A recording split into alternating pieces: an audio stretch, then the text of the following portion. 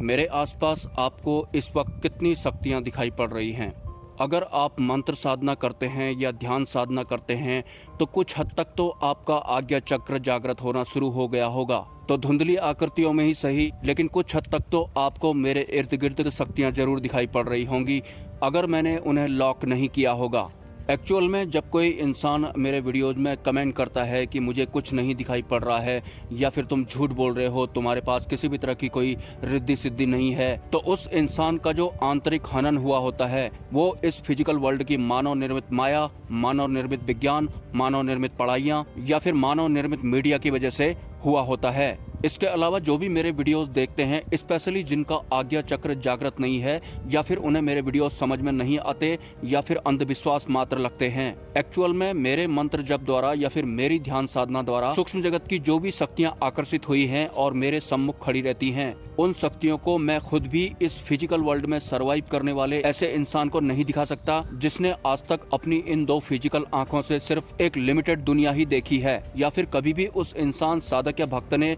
अपनी इन दो फिजिकल आंखों को मंत्र साधना द्वारा या फिर ध्यान साधना द्वारा एक्सटेंड करने की कोशिश नहीं की, मतलब अपनी लिमिटेड दिखाने वाली दृष्टि को अनलिमिटेड बनाने की कोशिश नहीं की। तो मेरे सम्मुख खड़ी सूक्ष्म शक्तियों को देखने के लिए या फिर बाहरी कोई सूक्ष्म जगत की शक्तियों को देखने के लिए कोशिश तो आपको ही करनी पड़ेगी। मैं आपके अंदर कोशिश नहीं डाल सकता, और कोशिशों की शुरुआत होती है मंत्र साधना द्वारा या फिर ध्यान साधना द्वारा या फिर नाम जप द्वारा। या ये सब आपको नहीं करना है तो आपको एक उच्च स्तरीय इंसान सबसे पहले बनना पड़ेगा। अगर आप एक उच्च स्तरीय इंसान बन जाते हैं, अगर आप सिर्फ खुद के लिए ही जीने वाले या फिर सिर्फ अपने परिवार के लिए ही जीने वाले या फिर सिर्फ अपने देश के लिए ही जीने वाले या फिर इस पृथ्वी में जितनी भी व्यवस्थाएं हैं उन सभी व्यवस्थाओं का अति मात्रा में भोग करने की मनसा रखने वाले इंसान नहीं हैं, आपका ये मानव जीवन अगर इस समूचे ब्रह्मांड के लिए आने वाले फ्यूचर में कल्याणकारी साबित होने वाला है, तो यकीनन ऐसे उच्च स्तरीय इंसान साधक या भक्त को सूक्ष्म जगत की ये रिद्धियां सिद्धियां जैसे कि यक्ष, गंधर्व, किन्नर, कुबेर, नाग, अप्सरा, यक्षिणी, योगिनी, भैरवी खुद ही चुन लेती हैं और खुद ही आपका मार्गदर्शन करने लगती हैं।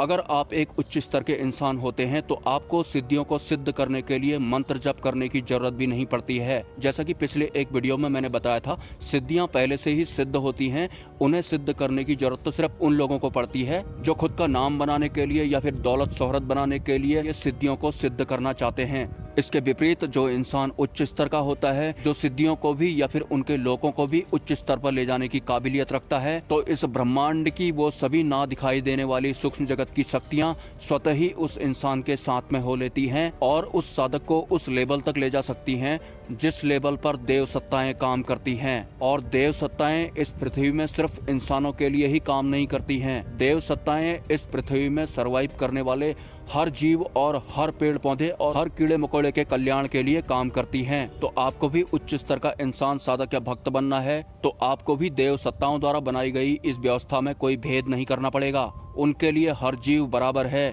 तो आपके लिए भी बराबर होना चाहिए। अगर आपके कोई सवाल हैं तो आप मुझे कमेंट कर सकते हैं, और अगर आप मुझे सपोर्ट करना चाहते हैं तो आपको इस वीडियो के कमेंट सेक्शन में एक UPI ID मिल जाएगी। आप स्वेच्छा से मुझे सपोर्ट कर सकते हैं, कोई ज़बरदस्ती नहीं है। मिलते हैं नेक्स्ट वीडियो में। ब्रह्मा, विष्णु, महेश,